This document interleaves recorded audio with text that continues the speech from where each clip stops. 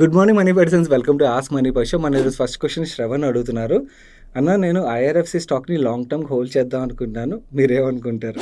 Okay, మీరే కాదు శ్రవణ్, ఈ క్వశ్చన్ నా ఫ్రెండ్స్ దగ్గర నుంచి, ఫ్రెండ్స్ దగ్గర నుంచి, రిలేటివ్స్ దగ్గర నుంచి రీసెంట్ టైంలో ఏదైనా స్టాక్ గురించి ఎక్కువ మంది అడుగుతున్నారు అంటే ఇదే స్టాక్ అన్నమాట, ఐఆర్ఎఫ్సి. ఫస్ట్ దాని గురించి మాట్లాడుకుందాం. And also Coal India AG industries గురించి అడుగుతున్నారు. ఫస్ట్ ఐఆర్ఎఫ్సి గురించి మాట్లాడుకోవాలంటే దానికన్నా ముందు లాస్ట్ 1 monthలోని నాకు జరిగిన ఒక ఇన్సిడెంట్ మీకు షేర్ చేస్తాను.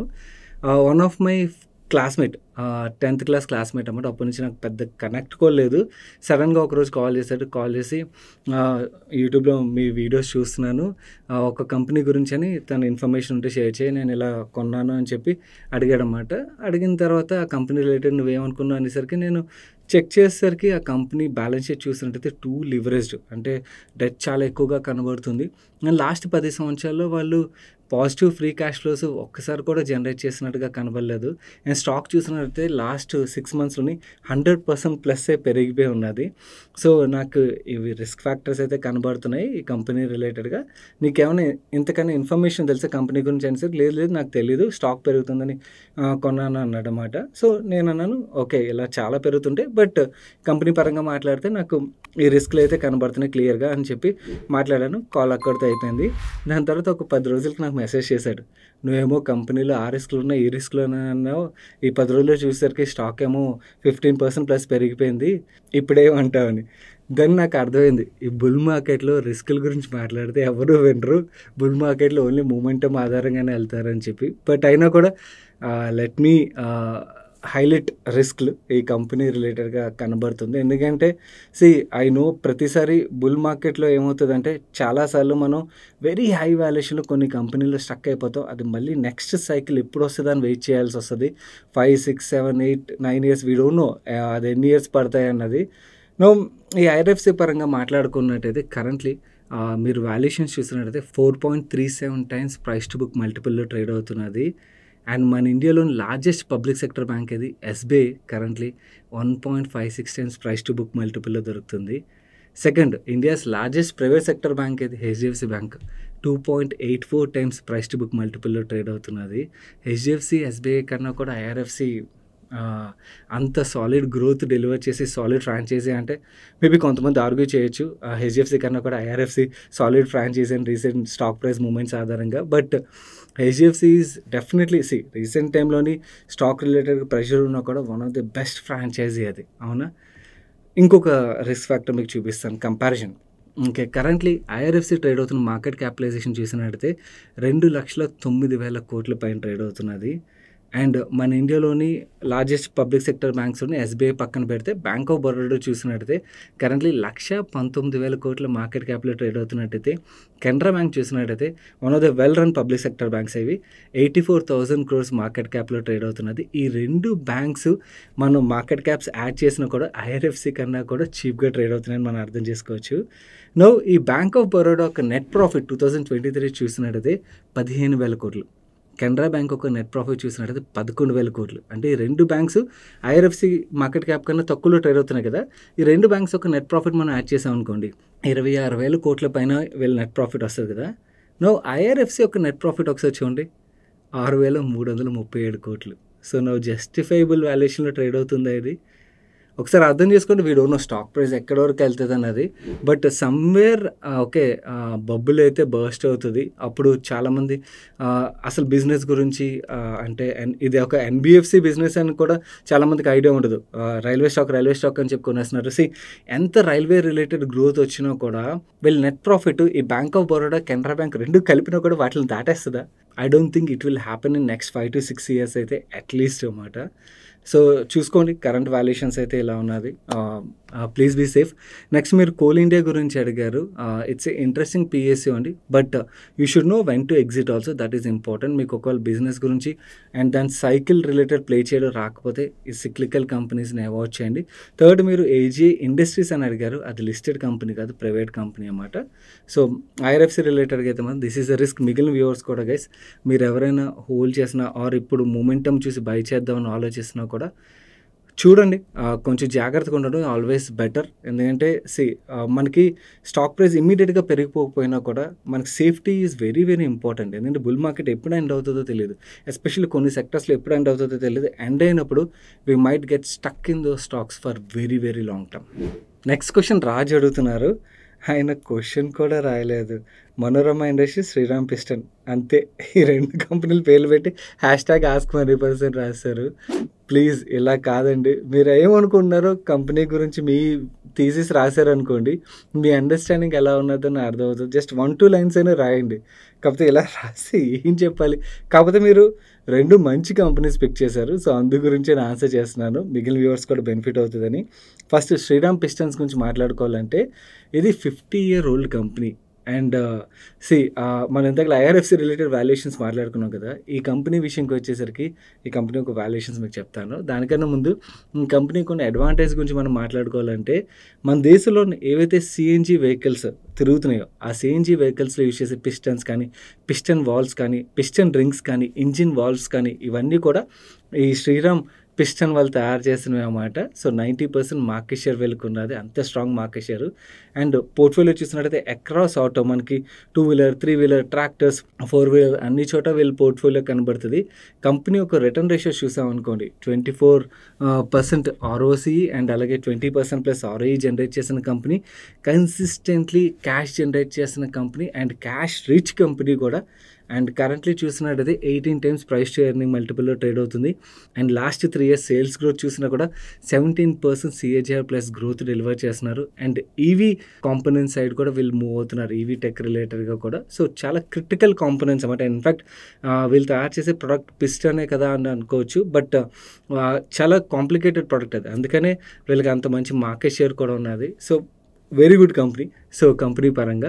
సెకండ్ మనోరమ విషయంకి వచ్చేసరికి, మనోరమ గురించి ఐ థింక్ నేను డైలీ మనీషో కవర్ చేసేటప్పుడు ఒకరోజు ఎక్స్ప్లెయిన్ చేశాను ఒక డైలీ మనీషోలోని. అప్పుడు it was trading around 700 to 900 మధ్యలో ట్రేడ్ అవుతుండేది. హై మూట్ ఉన్న బిజినెస్. అండ్ ఇన్‌ఫాక్ట్ వీళ్ళు క్యాపెక్స్ ఏదైతే చేశారో ఆ క్యాపెక్స్ వల్ల కూడా వీళ్ళు రెవెన్యూస్‌లోని, బాటమ్ లైన్‌లోని రెండిట్లోని మనకి గ్రోత్ కనబడుతుంది. కాకపోతే రీసెంట్‌గా వీళ్ళు డైరెక్ట్ చాక్లెట్ మ్యానుఫ్యాక్చరింగ్‌లోకి ఎంటర్ అవుతున్నట్టుగా ఒక అప్డేట్ రిలీజ్ చేశారు. సో, దానివల్ల ఏమైనా రిస్క్ ఉంటుందేమో అని మార్కెట్ అయితే భయపడుతుంది. ఎందుకంటే వీళ్ళు క్యాడ్బరీకి ఇలాంటి పెద్ద బ్రాండ్స్ ఏవైతే ఉన్నాయో చాక్లెట్ బ్రాండ్స్ అన్నిటికి కూడా వీళ్ళు సప్లై చేస్తుంటారన్నమాట. సో, వాళ్ళు ఏమన్నా అంటే డైరెక్ట్ వీళ్ళు కాంపిటీటర్ అవుతున్నారు కదా అని చెప్పి వీళ్ళకి బిజినెస్ ఇవ్వరా అని చెప్పి మార్కెట్ వరీ అవుతుంది. బట్ అంత వరీ అవ్వాల్సిన పని లేదు. కాకపోతే at the same time valuations పరంగా కూడా ఇది హై మూట్ ఉన్న బిజినెస్ కాబట్టి మనకి రీజనబుల్ వాల్యుయేషన్‌లో ఉండదు. హైయర్ వాల్యుయేషన్‌లో ట్రేడ్ అవుతుంది. But both are good companies. Shriram Piston విషయంకి వచ్చేసరికి గుడ్ కంపెనీ. వాల్యుయేషన్స్ పరంగా కూడా అట్ గుడ్ వాల్యుయేషన్స్ అన్నది నా వ్యూ అండి.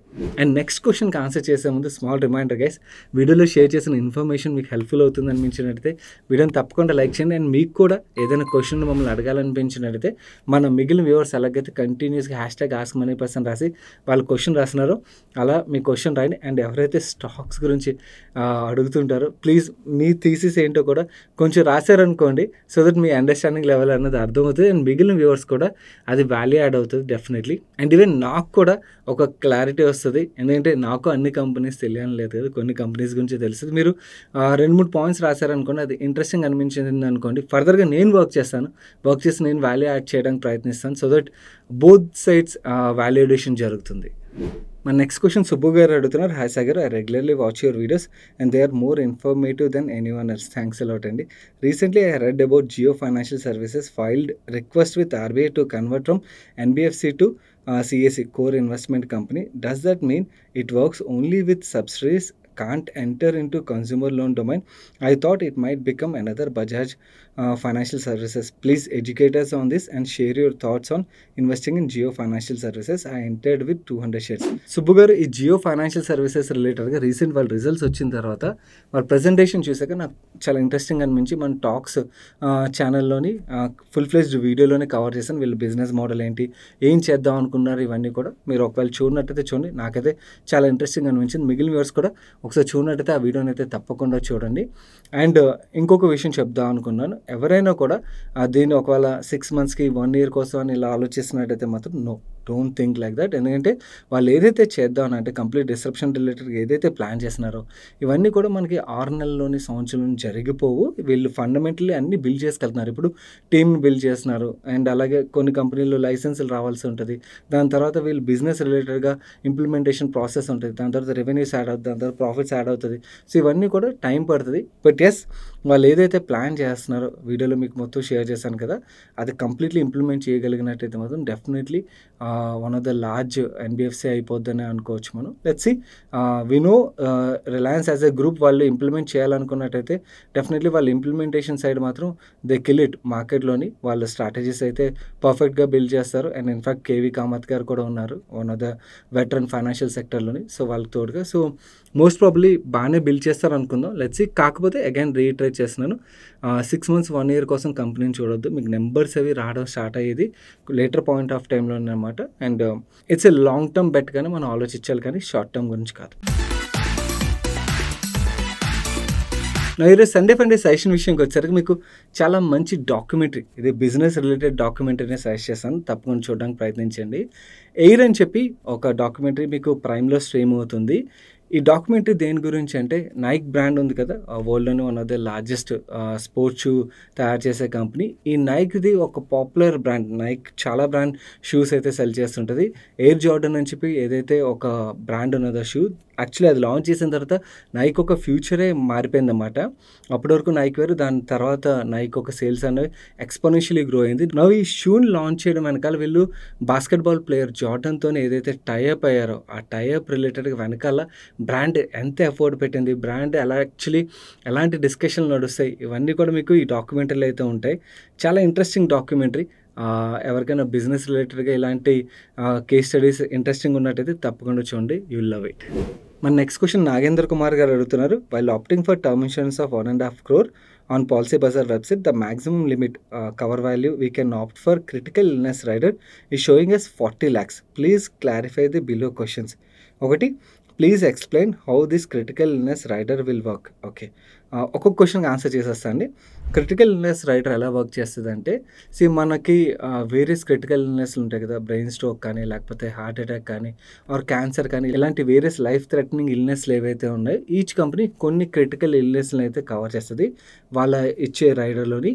ఆ ఇల్నెస్ ఏదైనా కూడా ఆ పర్సన్ పాలసీ హోల్డర్ ఎవరైతే ఉన్నారో వాళ్ళకి డిటెక్ట్ అయినట్టయితే ఏదైతే సమ్మిషన్, మీరు ఇక్కడ 40 lakhs అన్నారు కదా, ఆ 40 lakh rupees కొన్ని ఇన్సూరెన్స్ కంపెనీస్ అప్ఫ్రంట్ పే చేసే కొన్ని ఇన్సూరెన్స్ కంపెనీస్ వాళ్ళు ఏవైతే టర్మ్స్ అండ్ కండిషన్స్ ఉంటాయి, చాలా కంపెనీస్ యాక్చువల్లీ అప్ఫ్రంటే పే చేసేస్తే, కొన్ని కంపెనీస్ ఏంటంటే మీకు గ్రాడ్యువల్లీ పే చేస్తామంటారు. మనం ఆ టర్మ్స్ అండ్ కండిషన్స్ చూసుకోవాల్సి ఉంటుంది. Second, do you think that critical illness rider cover value of 40 lakhs is enough? Most probably ఇనఫే ఉంటుందండి. ఎందుకంటే critical illness is a separate thing altogether. మీకు టర్మ్ ఇన్సూరెన్స్ ఏదైతే సమ్మిష్యూడ్ ఉన్నదో దానికి దీనికి సంబంధం ఉండదు. ఆ క్రిటికల్ ఇల్నెస్ ట్రిగర్ అయినప్పుడు ఈ రైడర్ యాక్టివేట్ అవుతుంది, అలా కానప్పుడు ఈ రైడర్ యాక్టివేట్ అవ్వదు. లెట్స్ సే ఫర్ ఎగ్జాంపుల్ ఒక పర్సన్ ఒక టర్మ్ ఇన్సూరెన్స్ తీసుకున్నాడు, same 1.5 crore term insurance, 40 lakhs critical illness rider తీసుకున్నారు అనుకోండి, టోటల్ కవరేజ్ 1.9 crores అవుతుందా? అతను లెట్స్ సే యాక్సిడెంట్తో చనిపోయారు అనుకుందాం, అతను 1.9 crores వస్తుంది అంటే లేదు, 1.5 crore వస్తుంది. ఎందుకంటే ఈ 40 lakhs సమ్మిష్యూడ్ ఏదైతే ఉన్నదో ఇది క్రిటికల్ ఇల్నెస్ రైడర్ సమ్మిష్యూడ్ కాబట్టి, అలాంటి క్రిటికల్ ఇల్నెస్ ట్రిగర్ అవ్వలేదు కాబట్టి టర్మ్ ఇన్సూరెన్స్లో ఉన్న సమ్మిష్యూడ్ ఏదైతే ఉన్నదో అది మాత్రమే పే అవుతుంది అన్నమాట. Third question, if any risk happens to the policy holder will the nominee get the entire 1.5 crore sum assured or the insurance company deduct 40 lakhs that we have already availed for critical illness from the sum assured and pay the balance amount? No అండి, అలా చేయకూడదు. ఎందుకంటే సపరేట్గా మనం ఈ 40 lakhsకి premium కడుతున్నాం కదా. So ఈ 40 లెట్స్ సే ఫర్ ఎగ్జాంపుల్ ఒక పర్సన్కి ఒక క్రిటికల్ ఇల్నెస్ లెట్స్ సే క్యాన్సరే కవర్ చేస్తుంది అనుకుందాం, ఆ ఇన్సూరెన్స్ కంపెనీ క్యాన్సర్ ట్రిగర్ అయింది, ట్రిగర్ అయినప్పుడు ఆ కంపెనీ అఫ్రంట్ పే చేస్తా అన్నది అనుకోండి, ఆ 40 lakhs పే చేసింది. పే చేసిన తర్వాత ఆ పర్సన్ ఒక 10 సంవత్సరాలు బతికారు, బతికిన తర్వాత తను 10 సంవత్సరాల తర్వాత చనిపోయారు అనుకోండి, ఏ రీజన్తో చనిపోయినా కూడా అప్పుడు ఆ 1.5 crore sum assured term insurance ఏదైతే ఉన్నదో అది కూడా పే చేయాల్సి ఉంటుంది. హోప్ మీ క్వశ్చన్స్ అన్నిటికీ క్లారిటీ ఇచ్చానని అనుకున్నాను.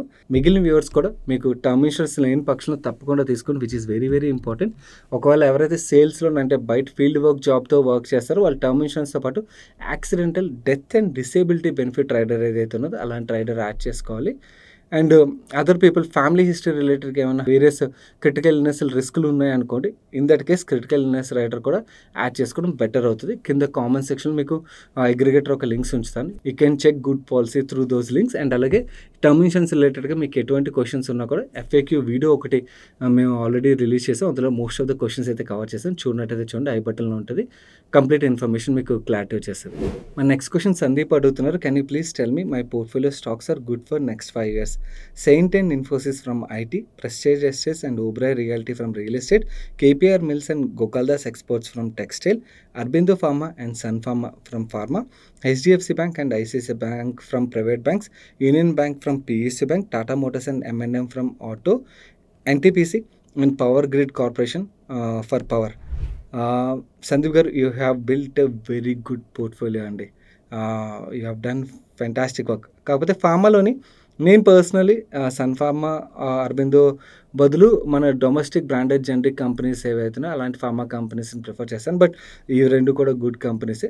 అరబిందో రిలేటెడ్గా ఒక్కటే ఏంటంటే అప్పుడప్పుడు కార్పొరేట్ గవర్నెన్స్ రిలేటెడ్గా మనకి వేరియస్ ఇష్యూస్ బయటకు వస్తుంటాయి. సో అదొక కన్సర్న్ గుర్తుంచుకోండి. But otherwise you have built a very good portfolio అండి. సో ఎటువంటి కన్ఫ్యూజన్ లేకుండా ఈ పోర్ట్ఫోలియోని హ్యాపీగా కంటిన్యూ చేయొచ్చు మీరు. నెక్స్ట్ క్వశ్చన్ శ్రీరామ్ గారు అడుగుతున్నారు. Please tell me about Digidrive stock which got credited in my Zerodha account without buying or doing anything. మీరు సారీగా హోల్డ్ చేస్తున్నట్లయితే డీమర్జర్లో భాగంగా మీకు క్రెడిట్ వచ్చి ఉంటుందండి. రీసెంట్గా డీమర్జ్ చేశారు ఈ బిజినెస్ని. సారీగా మీకు మొత్తం డిజిటల్ బిజినెస్ ఏదైతే ఉన్నదో అది మొత్తం ఈ కంపెనీలోకి సపరేట్ చేసి రీసెంట్గా లిస్ట్ అయింది డీమర్జర్లో భాగంగా, అందుకని మీకు కనబడుతున్నాయి. మన నెక్స్ట్ క్వశ్చన్ వెంకట్ గారు అడుగుతున్నారు. Can you please explain the scope of below mention stocks SG Mart and J Balaji Industries? The return seems multi-bagger, but there is no news or updates. There is no social media information also. I don't hear anything from Moneypurse team also about these stocks. In the screener, when I look at the stats, the quarterly numbers are really awesome. Please let us know why. Okay, hi Nageswararao garu. ఈ జై Balaji actual రీసెంట్గానే నేను observe చేశాను. SG Mart గురించి నాకు ముందు నుంచి idea ఉన్నది. ఓకే, ఫస్ట్ జై బాలాజీ నాకు నోటీస్లోకి ఎలా వచ్చిందంటే ఈ క్వార్టర్లీ రిజల్ట్స్ వచ్చినప్పుడు నేను ప్రెజెంటేషన్స్ చెక్ చేస్తుంటాను అనమాట. అలా ప్రెజెంటేషన్ చెక్ చేసినప్పుడు ఈ కంపెనీ ఒక ప్రెజెంటేషన్ చూస్తే వీళ్ళు DI పైప్స్ తయారు చేస్తున్నారు అనగానే ఎక్సైట్ అయ్యాను. ఎందుకంటే DI పైప్స్ రిలేటెడ్గా డిమాండ్ బాగా పెరగనున్నది. జల్ జీవన్ మిషన్ ఏదైతే దాని ద్వారా ఈ DI పైప్స్ రిలేటెడ్గా ఆర్డర్స్ అయితే బాగా ఉన్నాయన్నమాట. అండ్ అలాగే DI పైప్స్ రిలేటెడ్గా వీళ్ళు క్యాపెక్స్ కూడా చేస్తున్నారు. అండ్ వీళ్ళు 4.2 lakh ton per annum additional capacity add చేయబోతున్నారు. So 6 lakhs ton per annum కెపాసిటీకి వీళ్ళు రీచ్ అవుతారు. అండ్ అలాగే ఫెర్రో అలాయ్స్ రిలేటెడ్గా కూడా చాలా క్యాపెక్స్ చేస్తున్నారని చూడగానే చాలా ఎక్సైట్ అయ్యాను. ఎక్సైట్ అయ్యి దాని తర్వాత స్క్రీనర్కి వచ్చాను, రివర్స్ అన్నమాట. ప్రెజెంటేషన్ నుంచి స్క్రీనర్కి వచ్చి చూసిన తర్వాత PE మల్టిపుల్ కూడా పర్లేదు, రీజనబుల్గానే అనిపించింది. అండ్ దెన్ స్టాక్ ప్రైస్ చూసాక then I got shocked. 42 rupees నుంచి సంవత్సరంలోని ఇది 1000 రూపాయల పైన పెరిగిపోయింది. దెన్ ఐ డ్రాప్డ్ ఆఫ్ అన్నమాట. ఎందుకంటే అంతలా పెరిగినప్పుడు వెరీ రిస్కీ. ఇన్ఫ్యాక్ట్ మీరు ఒకవేళ DI పైప్ బిజినెస్ గురించి ఆలోచిస్తే దీనికన్నా కూడా I think 2-3 weeks back one of our viewer అడిగారు ఎలక్ట్రో స్టీల్ కాస్టింగ్ అని చెప్పి ఒక కంపెనీ గురించి. శ్రీకాళహస్తి పైప్స్ మన తిరుపతి చిత్తూరు జిల్లాలో ఉన్న కంపెనీని ఎక్వైర్ చేసిన కంపెనీ అది. వాళ్ళు కూడా DI పైప్స్ తయారు చేస్తారు. అండ్ ఆల్రెడీ వాళ్ళు 6 lakhs metric ton per annum కెపాసిటీతో రన్ అవుతున్నారు. అండ్ ఇన్ఫ్యాక్ట్ దీనికన్నా కూడా బెటర్ వాల్యుయేషన్లో ట్రేడ్ అవుతుంది.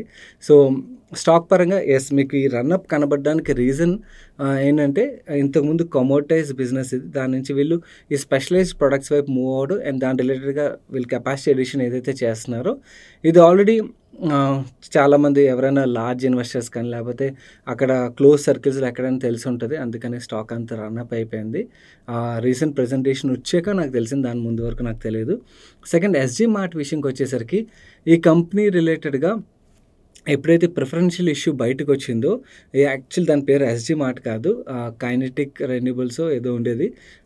దాని ప్రిఫరెన్షియల్ ఇష్యూ బయటకు వచ్చినప్పుడు అందులోనే ఎప్పుడైతే సునీల్ సింఘానియా, సమిత్ వర్తికల్ చాలామంది లార్జ్ ఇన్వెస్టర్ల పేర్లు కనబడ్డాయో దెన్ డెఫినెట్లీ ఏదో జరుగుతుంది. ఎందుకంటే ఏపీఎల్ ఒప్పోలో ప్రమోటర్స్ ఈ కంపెనీని కొన్నారన్నమాట.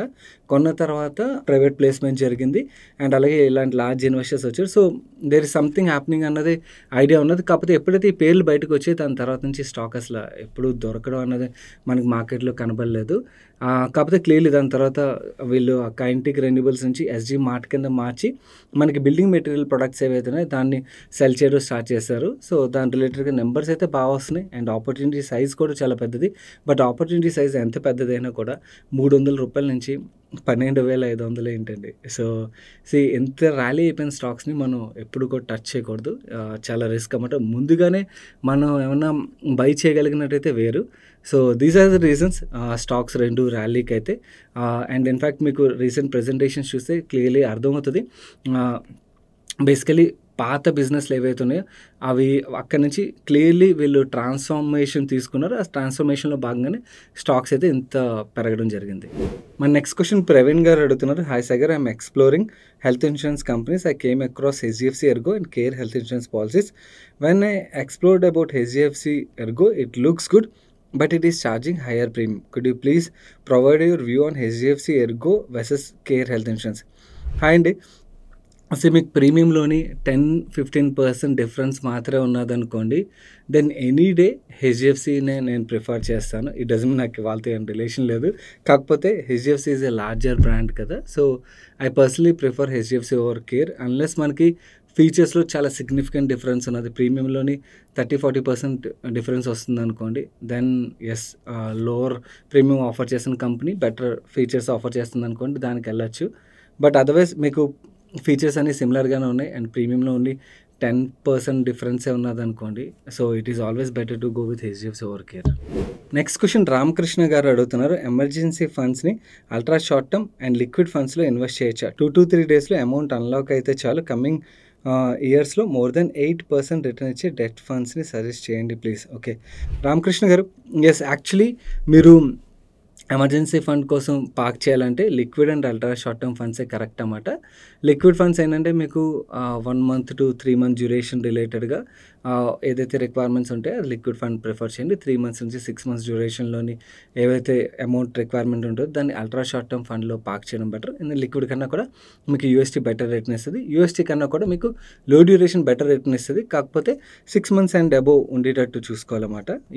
లో డ్యూరేషన్ విషయంకి వచ్చేసరికి 8% అండ్ అబోవ్ అని అడిగితే అలా పక్కాగా డెట్ ఫండ్స్లో కూడా మనం చెప్పలేమండి. కాకపోతే look at short term category and అలాగే పిఎస్యూ డెట్ కేటగిరీ ఏవైతే ఉన్నాయో ఈ కేటగిరీస్ని చూడండి. దే ఆర్ ఇంట్రెస్టింగ్ అన్నమాట. మీకు మ్యాక్లరీ డ్యూరేషన్ కూడా మరీ ఎక్కువ ఉండదు అంటే రిస్క్ పరంగా, but at the same time మీకు కొంచెం డ్యూరేషన్ అంటే అట్లీస్ట్ 2 to 3 years డ్యూరేషన్ అయితే మోస్ట్ ఆఫ్ ద ఫండ్స్లో ఉంటాయి ఈ 2 కేటగిరీస్లోని. మీకు ఒకవేళ రేట్ ఖర్చు జరిగినా కూడా దాని ఒక అడ్వాంటేజ్ కూడా దొరికే స్కోప్ ఉంటుంది. ఇంకా రిస్క్ తీసుకోగలిగితే medium term category, corporate bond category ఈ 2 కేటగిరీస్ కూడా చూడొచ్చు.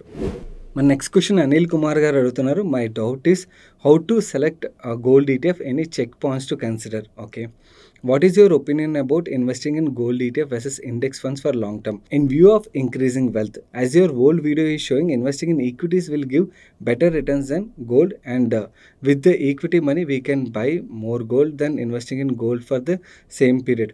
If possible, please explain about ETFs. Yes, మీరు వెల్త్ క్రియేషన్ రిలేటెడ్గా ఆలోచిస్తున్నారు కాబట్టి first of all 2 different asset classes. ఒకవేళ ఎవరైనా లాంగ్ టర్మ్కి నేను నెక్స్ట్ 20 years లేకపోతే ఆడపిల్ల పుట్టింది 20 years దాని గురించి అని 20 years తర్వాత అవసరం కోసం గోల్డ్ కొనాలని ఆలోచిస్తున్నట్టయితే 20 years తర్వాత అవసరం కాబట్టి అలా గోల్డ్ కొనే బదులు ఈక్విటీలో ఇన్వెస్ట్ చేసినట్టయితే ఈక్విటీ డెఫినెట్లీ మీకు బెటర్ రిటర్న్ ఇచ్చే పాసిబిలిటీ అయితే ఎక్కువగా ఉంటుంది. కాకపోతే మీరు ఒకవేళ షార్ట్ టర్మ్ గురించి కంపారిజన్ చేసుకున్నారనుకోండి, కరెంట్లీ గోల్డ్ లాస్ట్ ఫ్యూ ఇయర్స్గా చూసినట్టయితే పెద్దగా పెరగలేదు కాబట్టి మేబీ నెక్స్ట్ 3-4 yearsలోని ఈక్విటీస్ కన్నా కూడా గోల్డ్ బెటర్ రిటర్న్ ఇచ్చినా కూడా మనం సర్ప్రైజ్ అవ్వక్కర్లేదు. We don't know, let's see ఆ అసెట్ క్లాస్ ఎలా మూవ్ అవుతుంది అన్నది. సో ఇది లాంగ్ టర్మ్కి అయితే అంటే నేను 15-20 years వరకు వరీ అవ్వను అనుకున్నట్టయితే definitely equity is always better అండి. సెకండ్, ఈటీఎఫ్స్ని ఎలా సెలెక్ట్ చేసుకోవాలి? గోల్డ్ ఈటీఎఫ్కే కాదు, మీరు వేరే ఏ ఈటీఎఫ్నైనా సెలెక్ట్ చేసుకోవాలనుకున్నట్టయితే దాని రిలేటెడ్గా కంప్లీట్లీ అంటే ఈటీఎఫ్స్ని మేనేజ్ చేసి ఒక ఫండ్ మేనేజర్తో ఒక ఎక్స్క్లూజివ్ వీడియోని అయితే చేశాను. అనిల్ గిలానీ గారు డిఎస్పీ ఒక ఫండ్ మేనేజర్ ఆయన. మీరు ఆ వీడియో చూస్తే మీకు యాక్చువల్లీ ఈటీఎఫ్స్ని ఎలా సెలెక్ట్ చేసుకోవాలన్నది క్లియర్లీ అర్థమైపోతుంది. ఏ పారామీటర్స్ మనం చెక్ చేయాలన్నది మీకు ఒక క్లారిటీ వచ్చేస్తుంది. So that's it for today's ask money pie show guys. ఈ వీకెండ్లో మన ఛానల్స్లో రిలీజ్ అయిన వీడియోస్ని మిస్ అయినట్టయితే ఇక్కడ ఎండ్ కార్డ్లో వస్తే తప్పకుండా చూడడానికి ప్రయత్నించండి. వీడియోని ఇప్పటివరకు లైక్ చేయనట్టయితే వీడియోని లైక్ చేసి మీ ఫ్రెండ్స్ అండ్ ఫ్యామిలీ మెంబర్స్ తప్పకుండా షేర్ చేయండి. నేను సాయి కృష్ణ పత్రి మరొక మంచి వీడియోతో మీ ముందుకు వస్తాను. Till then bye bye, take care.